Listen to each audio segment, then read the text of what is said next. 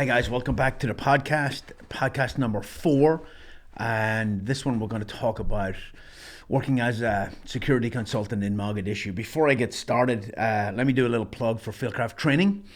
The training side of Fieldcraft is all kind of organized out of North Carolina, but we have training all over the country.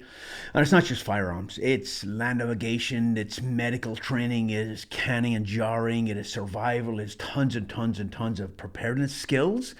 And coming up in 2023, we have a 2-day bug out planning course, we have a lockdown course, we have a skills course, which is basically 6 courses kind of rolled together over a 3-day period.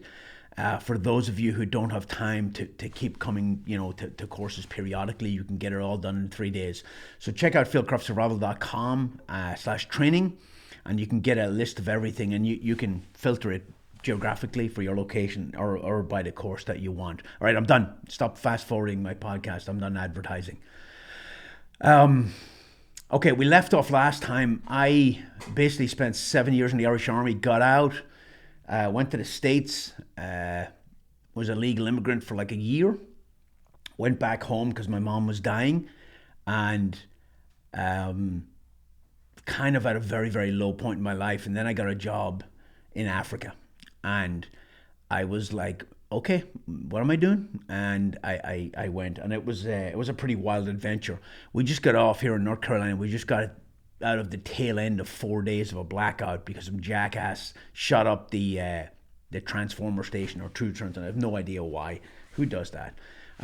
So we were basically lights out. Luckily, I have a Sprinter van, and I could run the generator, the propane generator on the van, and run power into my house. So if you live in North Carolina, you probably want to have a generator because the power goes out here a lot. But while I was there, the cold didn't bother me. The food didn't bother me. The boredom was the worst part. Without all this media stuff in your face, it was kind of hard. But I went back and I read this book. And this book is called Blood Money, and it's about the story of David Morris in Mogadishu in Somalia. I knew David personally, and he was a wild man. So I read it. I've had it for a couple of years. My wife bought it for me, and I'd never read it, but I went back just to trigger some memories and stuff before I talk about this. Now, I've been struggling with what not to say and what to say during this. And yesterday we came in here and we recorded an episode, and after it was done, we talked, and it was like, I think I said too much, and I gave away a little too much information. And here's why. In Mogadishu, I wasn't working for a military. I wasn't working for a country.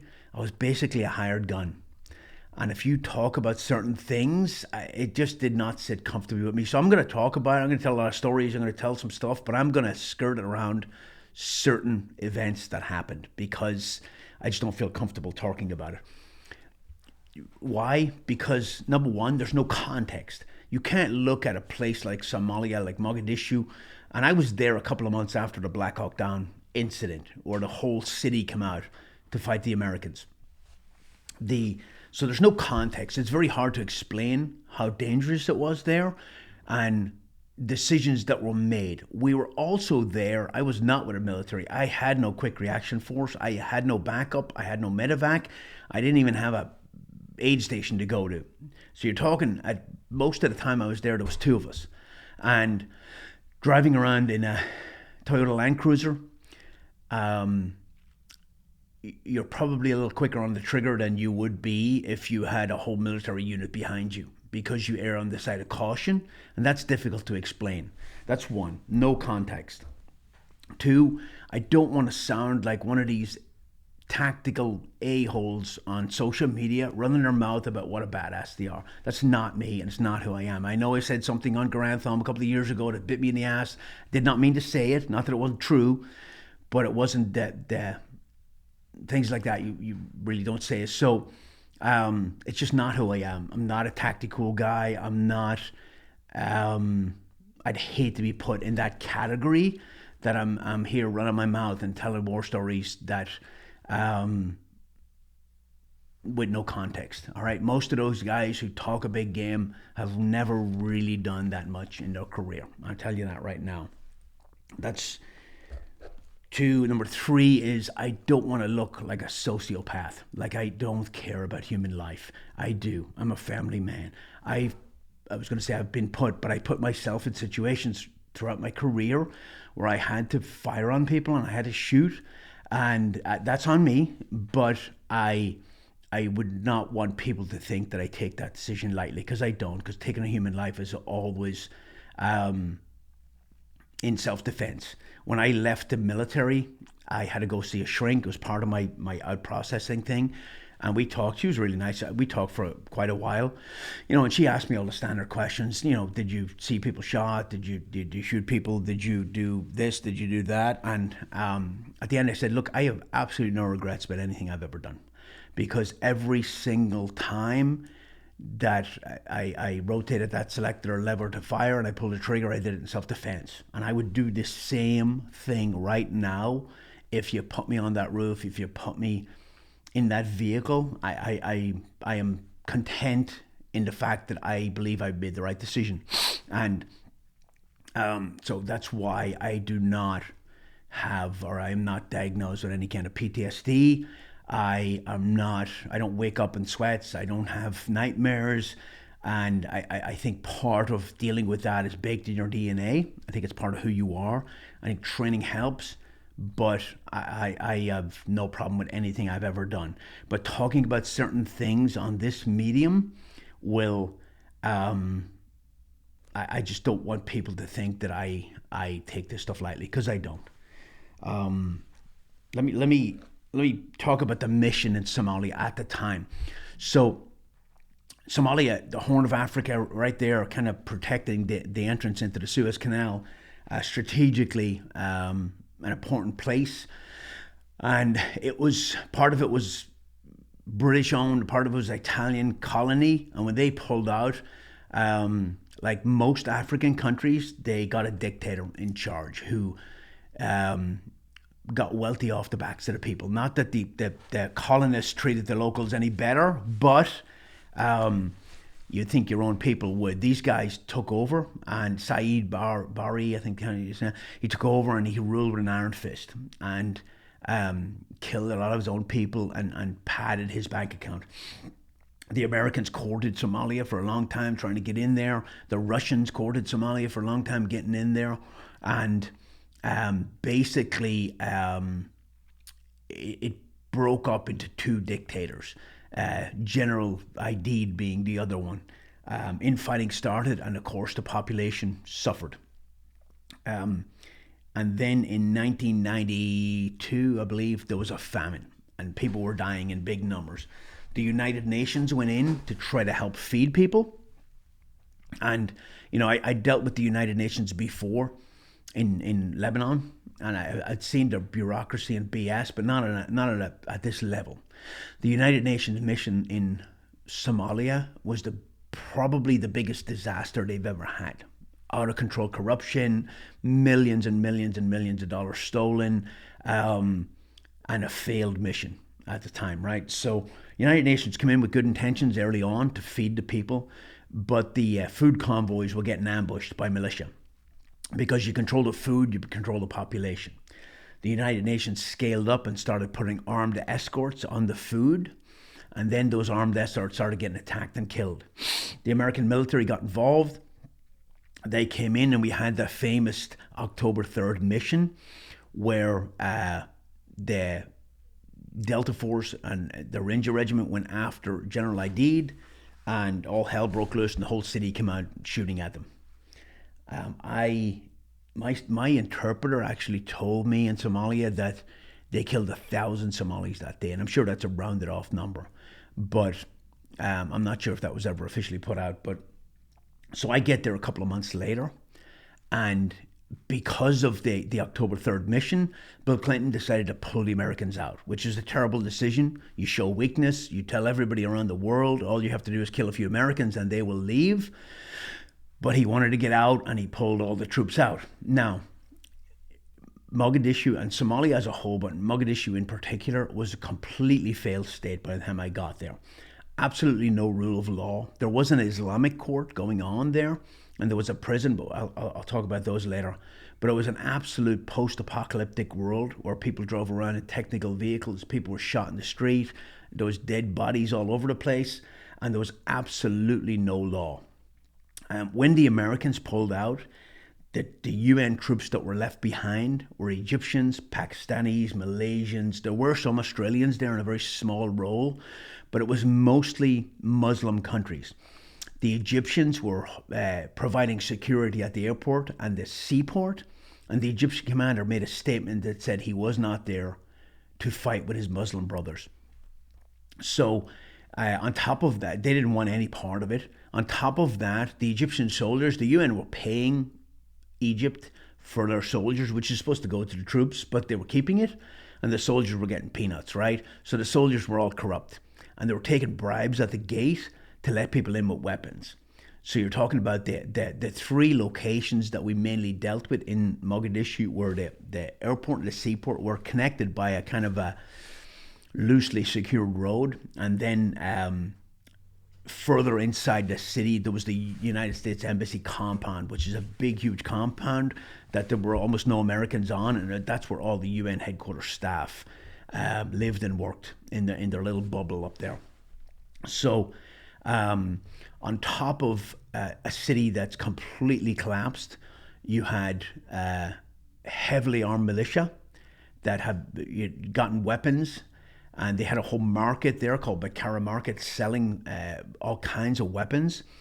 And then you had, on top of that, you throw in khat, which is a drug that they chew, and it's sanctioned by Islam. So they'd import it in from Kenya, and they would chew this stuff 24/7. We used to have workers working on the ships unloading them, and they would chew that stuff, and they would chant, and they would work for hours and hours and hours without a break. It was insane. So you have all these young men driving around these technical vehicles, heavily armed, fighting for these two main militias. Now, inside these main militias, there were break-off little groups, and then there were just complete bandits who were, all they want to do is disable your vehicle and steal your stuff, all right, and kill you or kidnap you. So it was an extremely dangerous city and country at the time, easily the most dangerous city in the world. So my mindset when I got there,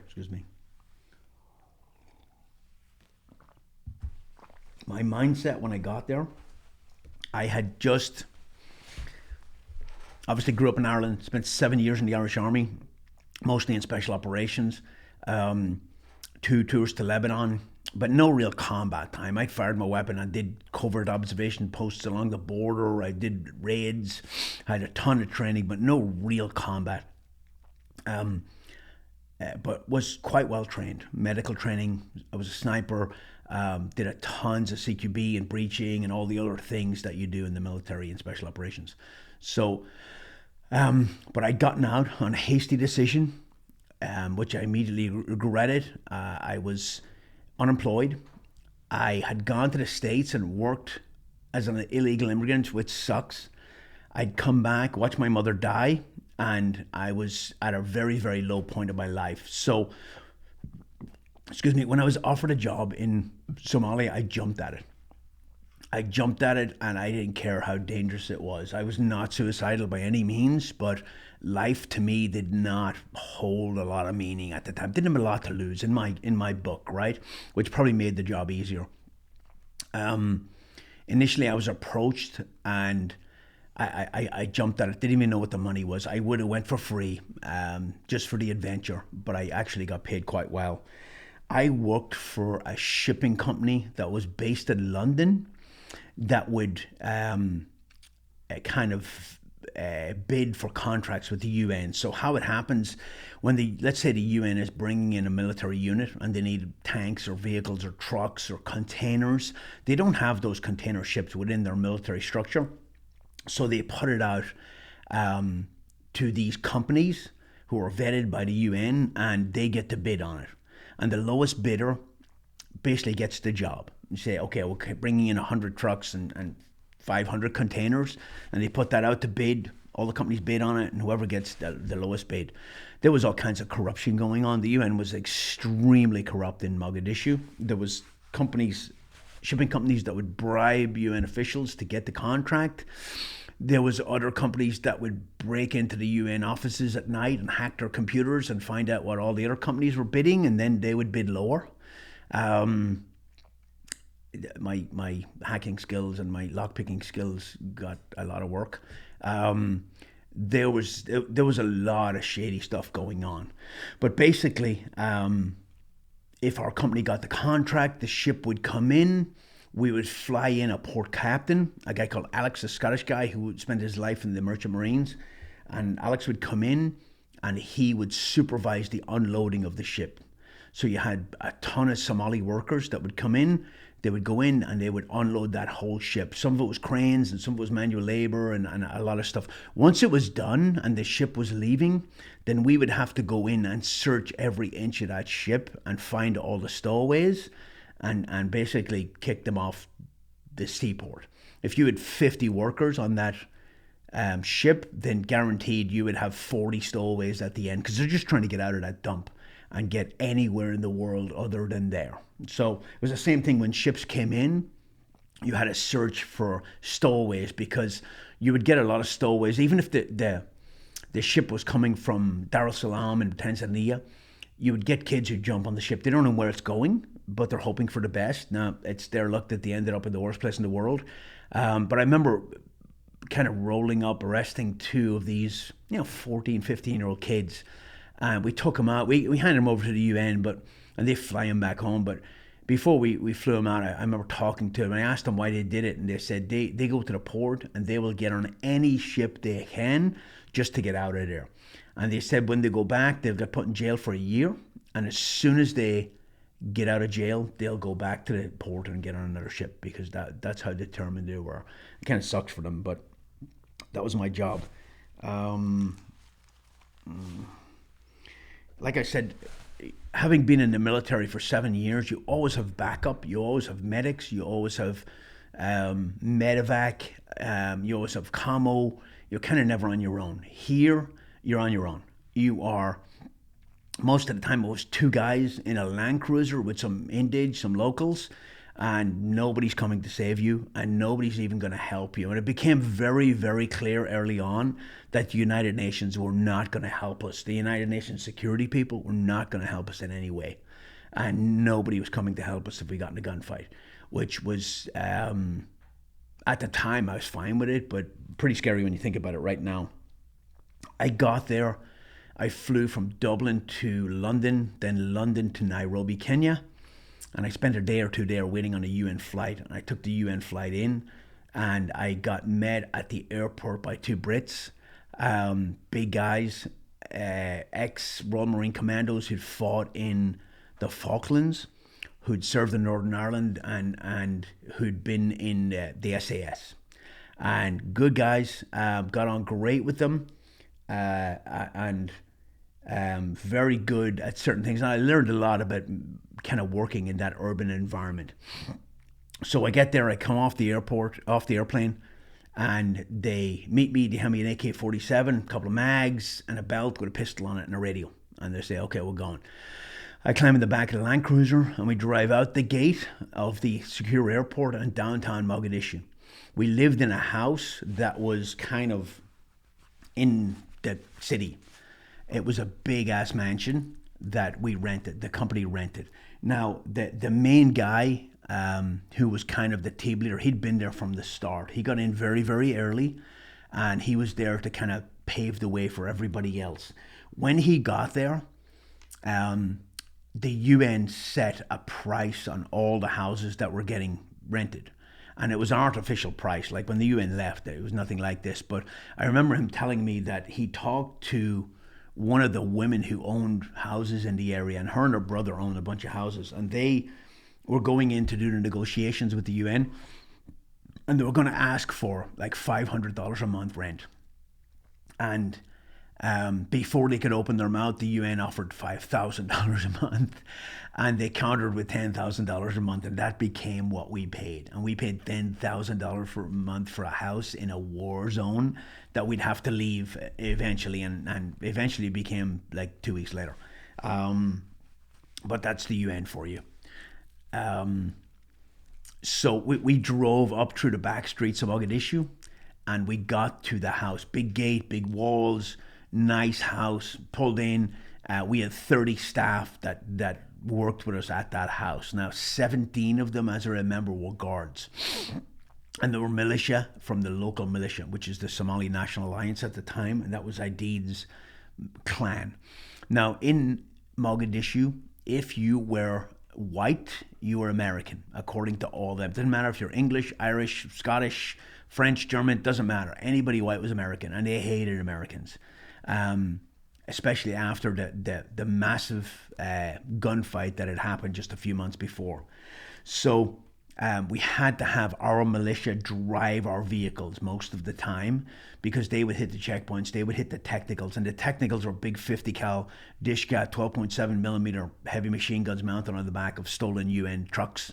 And again, that's a dangerous weapon, but you put a 15-year-old behind that's high on COT, it's a very dangerous weapon. So we had them drive a lot of the time.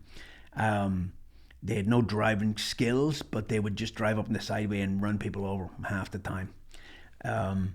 So we get to the house, and I get a briefing. 17, 18 guards, and the rest were staff that would wash our clothes, cook our food, and basically clean up.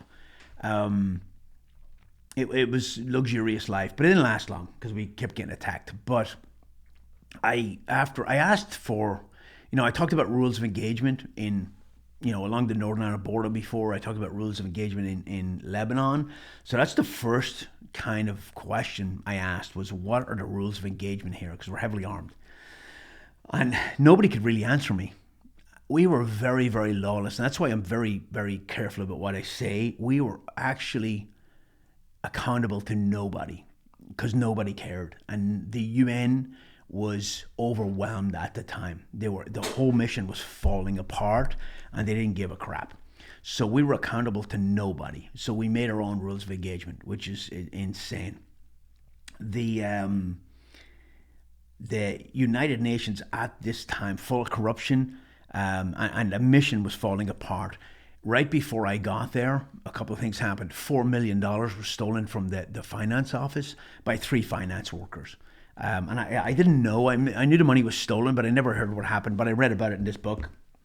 Apparently, they hid the money in a water box and hid it in a room. The UN brought in Scotland Yard and the FBI to investigate. They were tearing things apart, and the 3 people who stole it got scared. So they gave it to a Somali, and they told him it was documents proving corruption in the UN, and they asked him to keep an eye on it.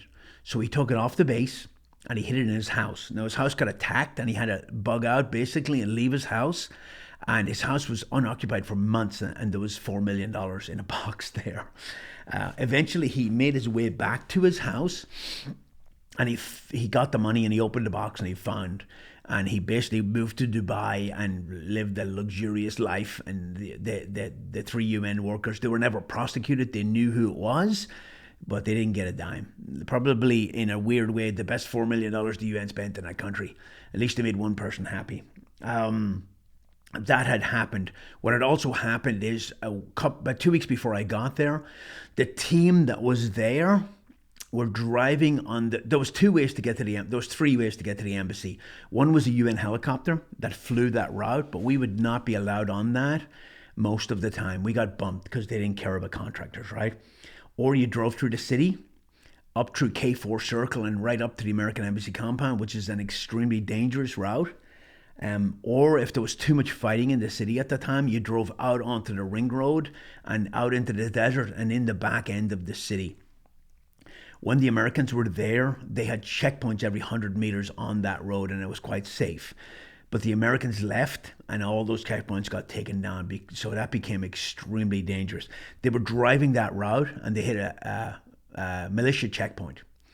and it was manned by a bunch of 15-year-olds with AK-47s high as a kite, and they pulled them all out of the vehicle, put them on their knees, hands behind the head, guns to the back of the head, and were going to execute them all when an elder came down from the village, and a big argument started, and he put them in the vehicle basically and let them go, and they lost all their weapons and radios and everything.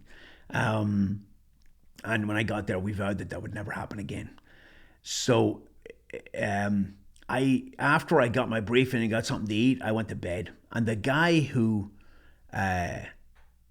when I got there, one of the guys who was the team leader went on leave for a month because he'd been there a very long time. I went up and went in his room, and he had all the windows blacked out, and it was a really nice room. I locked the door because we had Somali guards who would kill you in your sleep if it became more profitable, and I racked out. I was jet lagged. About 3 o'clock in the morning, I woke up to a massive gunfight right outside the house. What would happen is the one clan would come up and open fire on another clan, and then our guards who were belonging to the other clan would open fire on them, and they would draw fire in on our house, and it happened a lot. So I woke up to this massive amount of gunfire and rounds hitting the house and all kinds of stuff. So I rolled out of bed into a pitch dark room, and it took me 15 minutes to find a door. I had no idea where I was. I had no flashlight. I was crawling around on my hands and knees in this dark room. And by the time I found the door, turned the light on, got my gear, and got to the roof, it was over. So I was like, yeah, these guys think I'm a wuss now. I think I was hiding downstairs while the gunfight was going on. So that was my introduction to being security consultant. The term contractor, I never heard that until I was in the GWAT, and it became military contractor. It became a very common term. When I did this, I was a security consultant. That was my title, as far as I knew. Within a couple of days, I can't remember, it was the next day or 2 days later, I was on the roof with one of the guys, and we heard a gunshot. And the guy said, "Oh, the bandit's out again."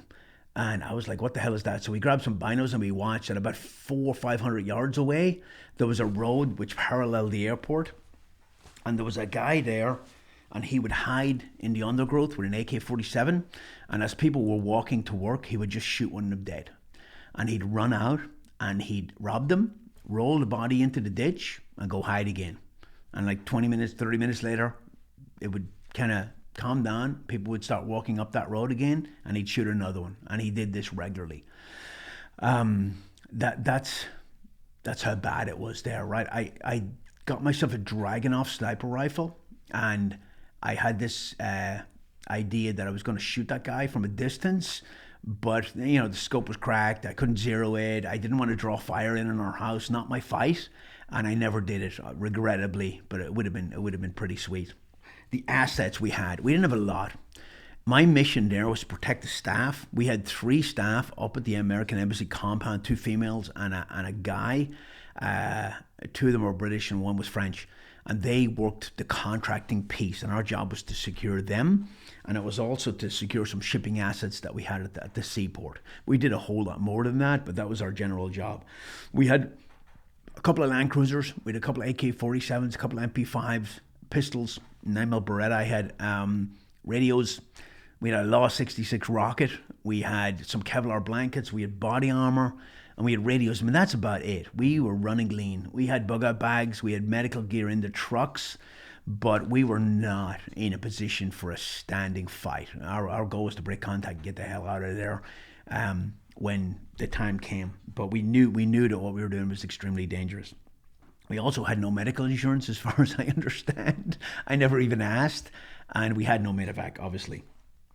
When I got there, after about a week at the house, I think, they moved me up to the American Embassy compound to secure the building. It was a trailer that we were using with all our computers and fax machines and phones and all that in it.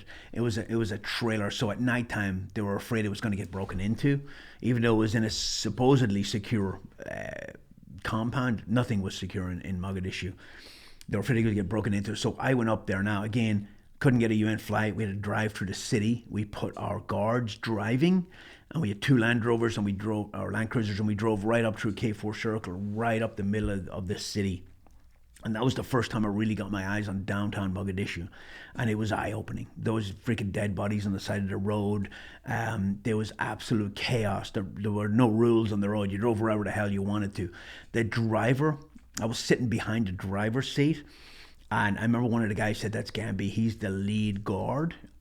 Very, very tough, experienced fighter. And he's the one you shoot first if something happens. Because as soon as it becomes more profitable to kidnap you and ransom you or just kill you for your stuff, then that's what they will do. We paid them well, but loyalty comes at a price, right? Sooner or later, they'll turn on you." So I'm sitting in behind the driver in the lead vehicle, and I have my pistol on my lap to shoot the driver in the back of the head if he takes a wrong turn. And I was thinking to myself, how am I going to know if he takes a wrong turn? I have no idea where I am. But so we drove up. He was driving up on the sidewalk. He was hitting people with a car. He was driving through stalls. And because he was from the clan that controlled that part of the city, we were able to do that. We get into the MC compound, and we go to the office, and we meet everybody. That night, I'm pulling security. I get a cot. I got my weapons, got my radio, and I go to sleep. I wake up in the middle of the night with a large bang on the wall, on the window, of somebody trying to break the window to get in to steal all our stuff. I roll out of bed, may or may not have fired a few shots. But when I came around the vehicle, there was a UN vehicle speeding away, a United Nations vehicle with the register. So I took the registration down, went to UN security, and they told us that they don't investigate for us. They don't care, and which was pretty eye-opening. But they took the number down because they were interested in one of those vehicles being used in a robbery. It had been stolen in Kismayo, which is way down south in the country, and it, smuggled off the base there, taken to Mogadishu and smuggled on the base there. So that's the level of security we had. We eventually had to move out of our house because we got attacked a bunch of times, and we had to basically bug out under fire, which we were ready to do. And we moved to tents on the beach for a company called Echo Flight, which is European Community Humanitarian Organization. And there were NGOs that were there to help people and distribute medicines, and there were doctors and all that. And those people usually shun guns. They don't want nothing to do with it, but they knew that they were very, very vulnerable where they were, and they wanted to put armed people on the camp with them. So they offered us space in the camp. We didn't know where to go.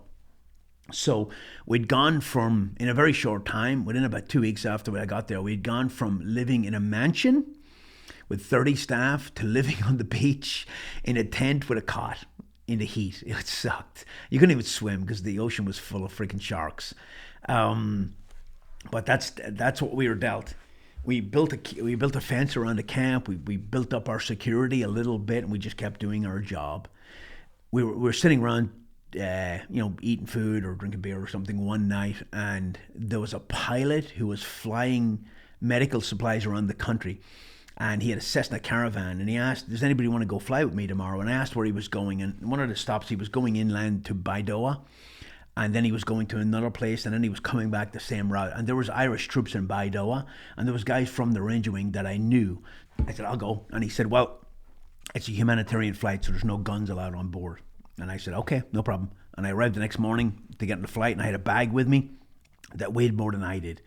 It had an AK-47 in it, like 10 magazines, a Law 66 rocket, my pistol, my radio, MREs, water, grenades. It weighed a ton. And as I lugged it onto the plane, the guy said, "What's in the bag?" And I said, "Don't ask." I had this vision of going down, the plane going down in the back, scrub of Somalia. And that would not be good. So we basically took off. It was just the two of us taking off. And once we got to altitude, he asked me if I wanted to fly the plane, and he let me fly the plane, which I thought was all instrument flying, but it was like navigating in the woods, right? When you navigate in the woods, you shoot a compass bearing, and you pick a point, and then you walk to that point, and you shoot another one, and flying that plane was the same thing. It was, you get on heading, you pick a cloud, fly to the cloud, pick another cloud. It was actually really cool. We landed in Baidoa. He landed, I didn't land. We landed in Baidoa, and I hung out with the guys from the Ranger Wing for a couple of hours. We caught up, and then on the way back, he picked me up again, let me fly the plane all the way back to Mogadishu, and it was pretty cool. It was a pretty cool experience, I have to say. David Morris. So One of the guys who was really good to us in Mogadishu was a guy called David Morris, who ran all the catering. Morris Catering ran all the catering for all the UN, and the UN had been screwing him over royally since the start of the mission. He came out of Cambodia. He fed the troops in Cambodia, and it was an Australian company. And he came into Mogadishu, and early on in the mission, his son, one of his convoys, was ambushed, and his son was killed. And it kind of pushed him over the deep end. He was a brilliant man. He was extremely generous, but he was a heavy drinker, and he had some demons. He gave us weapons, he gave us gear, he really he gave us a place to live later on in our mission, and we always thought that he was doing all this because he wanted us to kill the people who killed his son, but he never asked us. He was very tight with a lot of the militia commanders. He had big plans for putting in mobile phones in Somalia, fishery protection. He actually asked us to do the fishery protection stuff, but in the end, he was killed by Islamists after all the UN pulled out. But while we were there, he was a great dude, and he was really good to us. But the UN would not pay him. He owed debtors. He was broke. They owed him millions and millions of dollars, and he was struggling. But yeah, what a great dude. When I got there, the guy who was the team leader left, and when he got back a month later, when he left, we were living in a mansion, and when he got back a month later, we were living on the beach. And he liked his comfort, so he's like, this sucks. We're going to get our stuff back. So he sent our guards up to negotiate. The people who'd taken our house were criminals. They weren't even part of the militia. And he sent the guards up to negotiate us going up and getting all our stuff back. And we set up a parlay at the house in downtown Mogadishu with these lunatics, which was not a smart thing to do. We rolled up there in 2 vehicles with our militia. We parked, we got out, I pulled security in the yard, and they went in to negotiate. While I was there, the criminal gang came back. They started fighting with our guards. Guns were getting pointed, blows were being struck, and I was on the radio going, hey, we got to get out of here now. So we jumped into the vehicle. As we nudged our way out, gunfire started, and people got shot. And we broke away. Our vehicle took a lot of hits, but we managed to get out of there. We didn't even report that. We kept it quiet because, again, UN security did not give a crap. But that was one of the dumbest things we could do. Going up there to get all our furniture back and all our personal shit, it was not a smart move. Speaking of not smart move, later on in the mission, myself and one of the other guys went to pay a bill at the Mogadishu Port Authority, and there was a riot going on. They wanted more pay or something. They always wanted something. And they had sticks, and there was a violent mob outside this building. And we pulled up. We had to go in that building to pay a bill, and we're like, yeah, we'll just come back later. And we went back, and we were drinking tea. And the guy who was with me was like, screw this, let's go. So I was like, okay. So we jumped in, and we drove up there, and we pushed and yelled and pointed guns and moved our way through an angry mob to the doorway that was the building. Of course, they wouldn't open the door because there's a mob outside and there's a riot going on. So I'll never forget turning around and looking at all these angry faces with sticks, and then just brass balls and pushing back through the mob to get back to our vehicle. And if one of them had hit me, I just would have started spraying. I had a mini Uzi in my hand. And but luckily, we got back to our vehicle and back to our compound, and we were like, that was dumb. That was so freaking dumb. I mentioned the ring road. If you went on the ring road, you basically had bandits that were trying to disable your vehicle. So you were in a gunfight all the way from leaving to getting to the other, and it took like 30 minutes. We had Kevlar blankets in the truck. We had body armor, but we didn't have a lot. And we were in a gunfight the whole way. An MP5, which I was carrying most of the time, is not the weapon for anything beyond 100 yards. It's just not. So I ended up getting a Galil from a captured weapons facility, and I used that going forward. I used an AK-47, and I used that, but you need that bigger round with better muzzle velocity. In that MP5's cool. I love it. It's a classic weapon, but it was not the weapon for that location. When the mission wrapped up, I got pulled out with the guy who had been there from the start, and I flew. Oh, another thing I did. I mean, there's so many things that went on, but I'm trying to be very careful what I say. At one point, I had to go up and I had to sit down with this business that was running a shop, a PX in Mogadishu at the airport. And we sat down and I hand counted $300,000 in American currency. And I put it in a backpack and I took my pistol and I got on a UN flight into Nairobi. I got a taxi to a shady neighborhood where I went into an apartment and we sat down and counted every bill and they gave me a receipt for that money. And I went to my hotel and flew back in the next. I have no idea what that was about, and I didn't ask any questions. But I was not going in to Nairobi with that much money, without a handgun. So I was like, I'm taking my gun. I don't care. And when I flew back in, I just checked it, and I flew back into the city. There was no control. The security at the airport was a joke. I know I'm going to have a ton of questions, and I'll answer them if I can. But I hope people understand why I have to be very careful what I say here. It's kind of different when you're in the military and you're part of an organization. When you're out there just as a hired gun, it's kind of different. Anyway, near the end of the mission, I flew out and flew back to London, flew back to Ireland, and I had about 50 grand in the bank. Before I left for Mogadishu, I applied for a green card to go to America. There was a thing called the Donnelly visa program where you could apply and they would pick numbers out of a hat, basically. And I just applied and I don't even remember applying, but I never thought I'd get it. When I got back to Dublin, I found out I'd missed my date for my interview. So I went up to the embassy and I freaking pleaded with them and I told them I was doing humanitarian work in Africa and blah, blah, blah.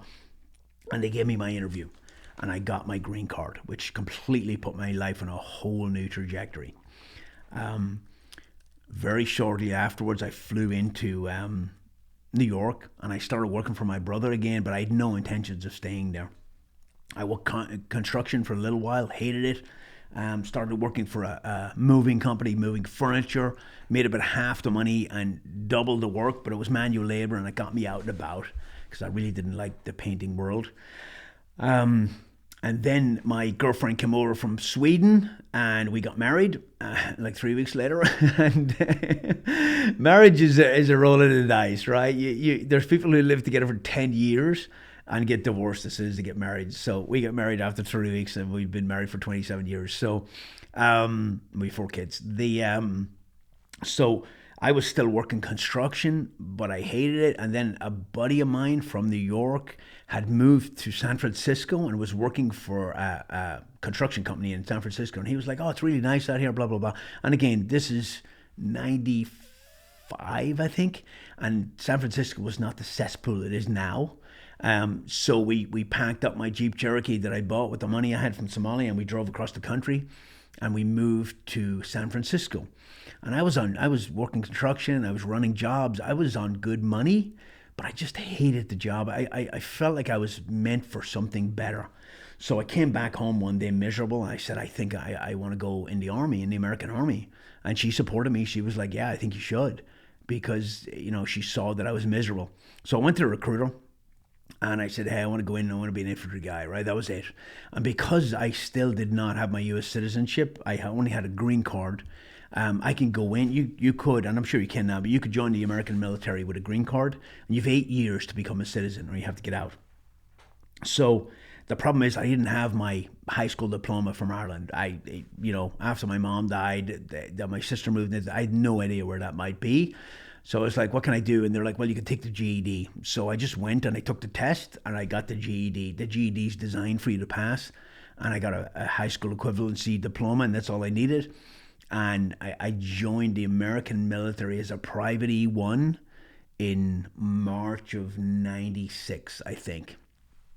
So I went in and they offered me, they said I could go in as an 11 X-ray, which means I could be 11 Bravo, light infantry, 11 Mike, mechanized infantry, 11 Charlie, which is mortar crew, or 11 Hotel, which was like tow missile kind of guy, right?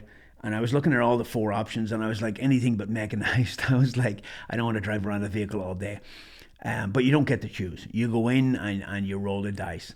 So I took the ASVAB, went there. I basically was a recruiter's dream because I saw him like 3 times. The initial meet, the second one I took the ASVAB, and when I went to the friggin' MEPS and getting on a plane, I was 29 at the time, and I got to Fort Benning, Georgia. And of course, 29 is young. However, when you're with a bunch of 18-year-olds, 29 is old, and they were all calling me Pops. And I was like the old man of the platoon, but I was in better shape than all of them, and I was obviously much, much more experienced. And I got there thinking, I'm just going to not tell them my background. I'm just going to be the grey man. And as soon as I opened my mouth, my accent was way worse than it is now. As soon as I opened my mouth, they were like, where the hell are you from? So, you watch the movies and you get the basic training and the bus pulls up and the drill sergeants are yelling and screaming and all that. And that's what you expect. And, we got to the replacement battalion and the bus pulled up and there was nobody there. And we got off and we went in and they told us to sit down. And I thought it was basic training. It wasn't. This was a place you go to get ready to go to basic training. So I spent like 3 weeks in this replacement battalion doing BS and in processing and getting uniforms and getting shots and all kinds of crap. And it was terrible because you don't even start training until you go to the training battalion. My wife went back to Sweden while I was there. And before I left, she was pregnant, which complicated things a little bit. And she went back. Don't you love going back to your parents' house with a bun in the oven with a guy that's he's in basic training. He's not in prison, I swear.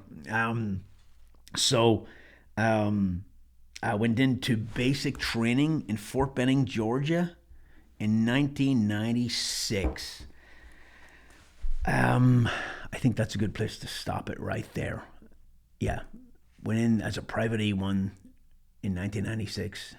To basic training in the American military, and there was no war going on. So we'll pick it up there on the next one.